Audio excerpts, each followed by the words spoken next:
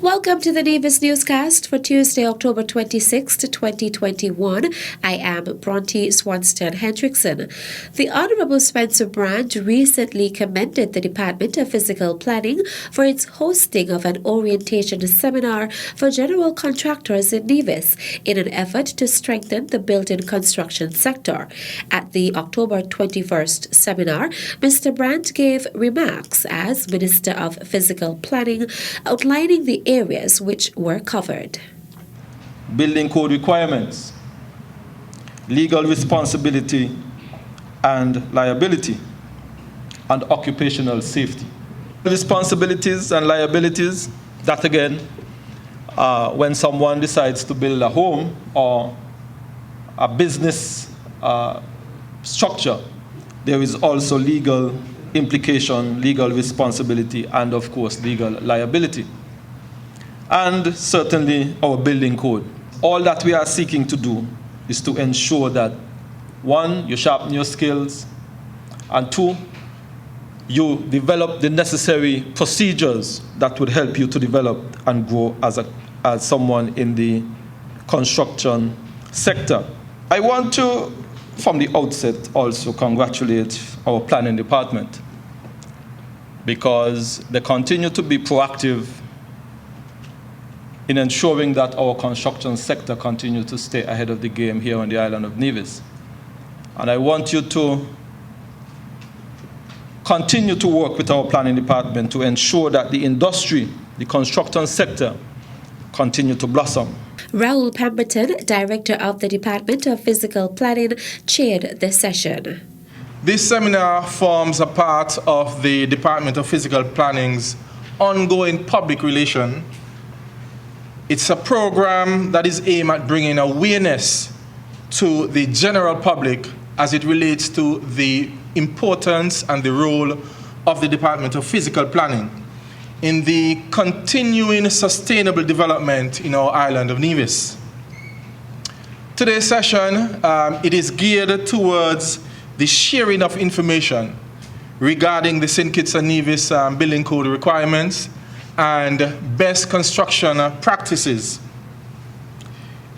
The session is also being done with a goal to assist you to improve your skills, your knowledge, your experience, and to ensure that the clients of the services that you offer, that is in the building construction services, that they receive the highest quality product. The seminar came on the heels of the passage of the Nevis Building Contractors Registration and Regulation Bill 2021 in the Nevis Island Assembly on October 5th.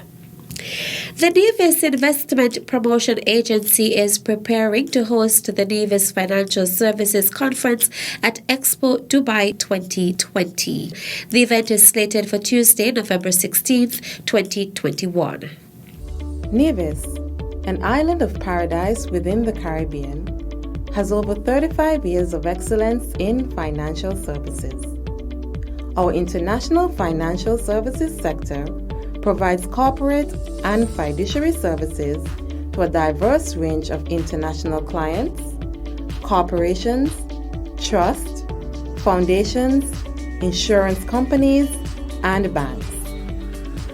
Expanding opportunities for financial and estate planning is a noteworthy approach to secure financial wealth. Our financial experts are available to assist you on Tuesday, 16th November from 2:30 to 4:30 p.m. Gulf Standard Time at the Abu Dhabi Hall, Dubai Expo, or via our Zoom link at 6:30 to 8:30 a.m. Eastern Caribbean Time. Meet our distinguished speakers, Honorable Mark Brantley, Premier and Minister of Finance in Nevis and Minister of Foreign Affairs in St. Kitts, Ms. Heidelin Sutton, Regulator of the Nevis International Financial Services Sector, Mr. Adha Srivastava, CEO of the International Merchant Bank with years of experience in global trade finance and banking, Mr. Jonathan Gottman, Partner at Nelson Mullins who focuses on sophisticated wealth accumulation and preservation planning strategies, and Mr. Colin Dorr, Permanent Secretary in the Ministry of Finance, Nevis. Join us. Learn about our strong lucrative stability within our financial sector. Let us guide you on how to effectively implement sound corporate and financial investment decisions.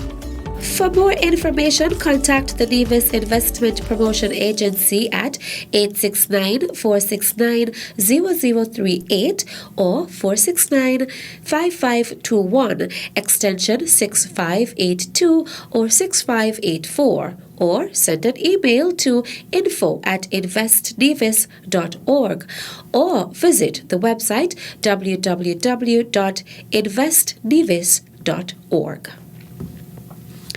The MS World Navigator made its inaugural call to Nevis on Sunday, October 24th, 2021. On the Charlestown Pier to welcome the captain was Deputy Premier of Nevis, the Honourable Alexis Jeffers, and Director of Sales and Marketing in the Nevis Tourism Authority, Devon Liebert. We are extremely delighted this morning to welcome you. And I want to say to you that we've had well over 600 days without a cruise ship call.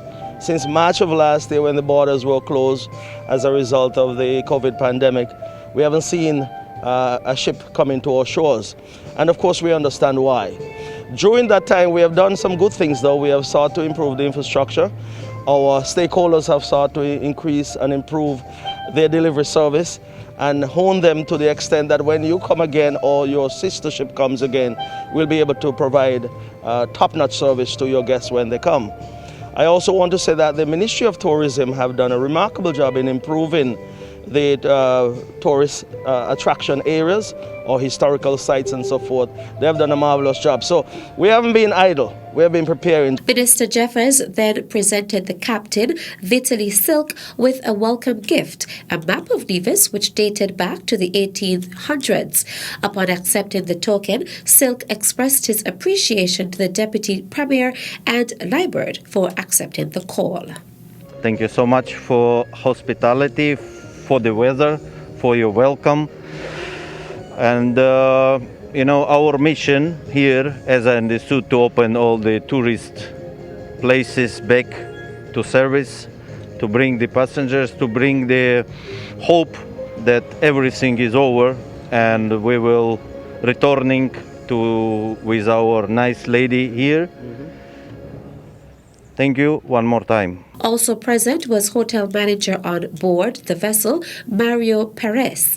The MS World Navigator, a vessel which is owned by the Portugal-based company Mystic Invest, was christened in July 2021.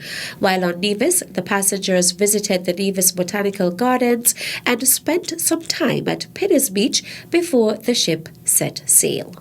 The Nevis Island Administration Ministry of Communications invites suitably qualified individuals to apply for the post of Chief Labour Officer. The ministry is searching for a dedicated leader to oversee the day-to-day administration of the Labour Department. The Chief Labour Officer will also be responsible for providing advice to employers, employees, and the government regarding employment-related legislation. In this position, one will also investigate and/or supervise investigations with the main objective of settling labor disputes between employees and employers. The following are some of the main duties of the Chief Labour Officer. 1. Advise the government regarding the advancement of industrial relations as well as general labour matters. 2. In consultation with senior officers, plan, direct and control the administration of the laws and agreements regulating the terms and conditions of employment. In order to qualify for the position, applicants must possess a bachelor's degree in public administration, public policy, business administration, human resource management, or any other related field.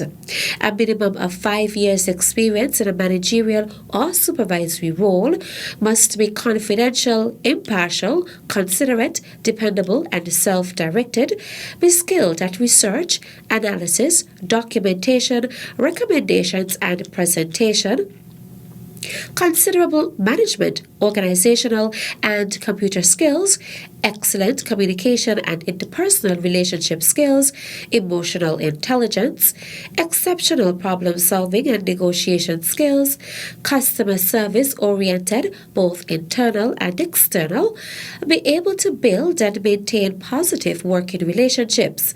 The salary scale for the role of Chief Labor Officer is N33 to N40.